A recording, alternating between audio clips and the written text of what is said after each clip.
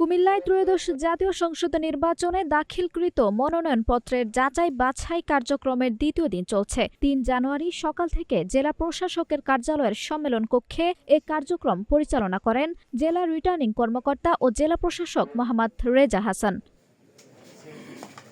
দ্বিতীয় দিনে জেলার ১১টি আসনের মধ্যে কুমিল্লা ৭ থেকে ১১ আসনে মনোনয়নপত্র যাচাই বাছাই করা হচ্ছে। এ সময় ডক্টর রেদওয়ান আহমেদ ও জাকারিয়া তাহেদ সুমন সহ একাধিক প্রার্থীর মনোনয়ন বৈধ ঘোষণা করা হয়। পাশাপাশি স্বতন্ত্র সহ কয়েকজন প্রার্থীর মনোনয়ন বাতিল করা হয়েছে।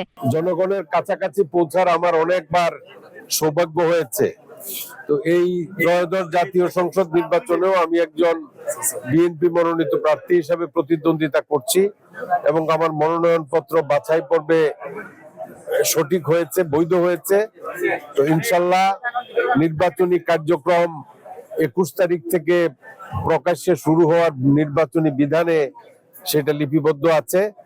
তো এখন আমরা ইনশাল্লাহ আমাদের নেতা কর্মীদেরকে আমি বলবো যে তারা যাতে গণসংযোগ বৃদ্ধি করে, নির্বাচনী কর্মকাণ্ডে গণসংযোগ করা অবৈধ নয়, এটা বৈধ।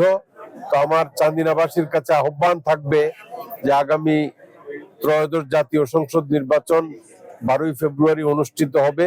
সেই নির্বাচনে চান্দিনার মানুষ যাতে আমার পক্ষে থাকে এবং আমাকে ভোট দিয়ে বিজয়ী করে, এটুকু আহ্বান তাদের কাছে আমার থাকবে।